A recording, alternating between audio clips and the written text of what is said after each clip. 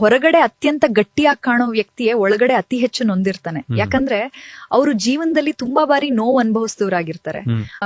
ಒಳಗೆ ತುಂಬಾ ನೋವು ತುಂಬಿಕೊಂಡವರು ಒಂದ್ ಹಂತದ ನಂತರ ಅಳೋದನ್ನೇ ನಿಲ್ಲಿಸ್ತಾರೆ. ನೋವನ್ನು ತಾವೇ ಸಹಿಸ್ಕೋತಾರೆ. ಓವರ್ ಥಿಂಕಿಂಗ್ ನಲ್ಲಿ ಒಬ್ರೇ ಕಳೆದೋಗ್ತಾರೆ. ಮುಖದಲ್ಲಿ ನಗು ಇರ್ತದೆ, ಆದ್ರೆ ಮನಸ್ಸಲ್ಲಿ 1000 ಮಾತು ಮೌನವಾಗಿರ್ತವೆ. ನೋಡೋರ್ಗೆ ಅವ್ರು ತುಂಬಾ ಸ್ಟ್ರಾಂಗ್ ಅನ್ನಿಸ್ಬೋದು, ಆದ್ರೆ ನಿಜ ಏನಂದ್ರೆ ನಮ್ ನೋವು ಯಾರಿಗೂ ಅರ್ಥ ಆಗಲ್ಲ ಅನ್ನೋದು ಅವ್ರಿಗೆ ಗೊತ್ತಾಗಿರತ್ತೆ.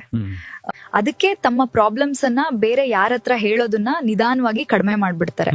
ಪ್ರತಿ ಬಾರಿ ಎಲ್ಲವನ್ನು ಎಕ್ಸ್ಪ್ಲೈನ್ ಮಾಡೋದಕ್ಕಿಂತ ಸುಮ್ನೆ ಮೌನವಾಗಿರೋದೇ ಈಸಿ ಅಂತ ಅನ್ಸಕ್ ಸ್ಟಾರ್ಟ್ ಆಗತ್ತೆ. ಅದಕ್ಕೆ ಅವ್ರು ನಿಧಾನವಾಗಿ ಮಾತ್ ಕಡಿಮೆ ಮಾಡ್ತಾರೆ, ತಮ್ಮ ಸಮಸ್ಯೆಗಳನ್ನ ಒಳಗೆ ಇಟ್ಕೊಳ್ತಾರೆ, ಮತ್ತು ನಾನ್ ಚೆನ್ನಾಗಿದ್ದೀನಿ ಅನ್ನೋ ಒಂದು ಸುಳ್ಳು ನಗುವಿನಲ್ಲಿ ಜೀವನ ಮಾಡ್ತಿರ್ತಾರೆ. ಇಲ್ಲಿ ನಿಜ ಅನ್ಸೋದೇನಂದ್ರೆ ಕೆಲ ನೋವುಗಳು ಮನುಷ್ಯನನ್ನ ಅಳಿಸೋದಿಲ್ಲ, ಅವನನ್ನು ಸಂಪೂರ್ಣ ಮೌನವಾಗಿಸ್ಬಿಡ್ತವೆ.